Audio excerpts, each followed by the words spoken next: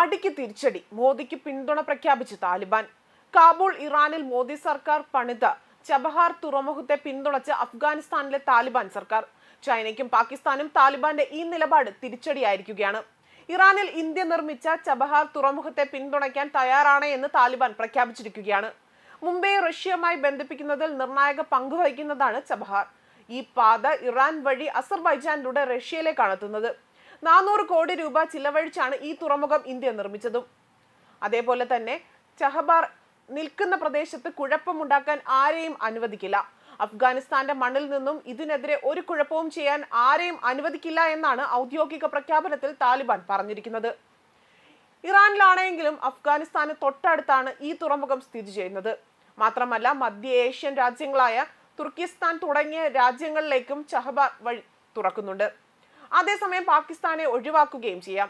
ഇതോടെ ചൈന കോടികൾ മുടക്കി പാകിസ്ഥാനിൽ പണിത മറ്റൊരു തുറമുഖമായ ഗദ്വാർ, ആ തുറമുഖത്തിന് പ്രസക്തി നഷ്ടപ്പെട്ടിരിക്കുകയാണ്. ഇതാണ് ഇരു രാജ്യങ്ങളെയും തമ്മിൽ തുരങ്കം വെക്കാനുള്ള, അല്ലെങ്കിൽ ചഹബാറിന് തുരങ്കം വെക്കാനുള്ള ശ്രമം നടക്കുന്നതും.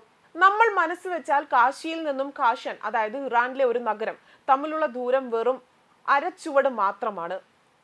ചബഹാർ തുറമുഖം യാഥാർത്ഥ്യമാക്കിയപ്പോൾ മോദി ഈ ഒരു കവിതയുടെ ഈരടി ചൊല്ലിയതും ഓർമ്മ വരുന്നു.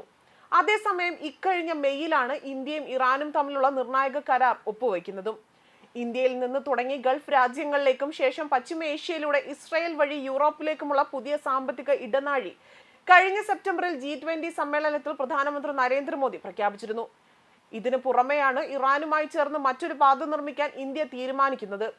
ഇറാനിലെ ചബഹാർ തുറമുഖത്തിന്റെ നടത്തിപ്പിൽ ഇറാനും ഇന്ത്യയും കൈകോർക്കുകയായിരുന്നു.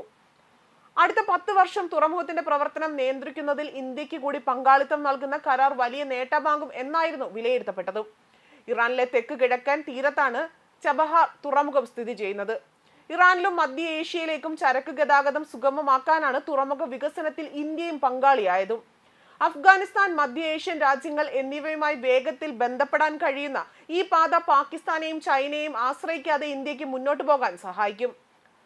ഒമാൻ ഉൾക്കടലിലെ അതിനോട് ചേർന്നുള്ള ചബഹാർ തുറമുഖം മധ്യ ഏഷ്യയിലേക്ക് മാത്രമല്ല എളുപ്പവഴി ഒരുക്കുന്നത്, കാസ്പിയൻ കടലിലൂടെ റഷ്യയിലേക്കും യൂറോപ്പിലേക്കും വഴി ഒരുക്കുന്നുണ്ട്. സൈനസ് യാൻജിങ്ങിൽ നിന്ന് പാകിസ്ഥാനിലെ കറാച്ചി തുറമുഖത്തേക്ക് സിൽക്ക് റോഡ് നിർമ്മിക്കുന്നുണ്ട്. തുടർന്ന് മധ്യേഷ്യൻ വിപണിയിലേക്ക് ചരക്ക് എത്തിക്കാനാണ് ചൈനയുടെ പദ്ധതി.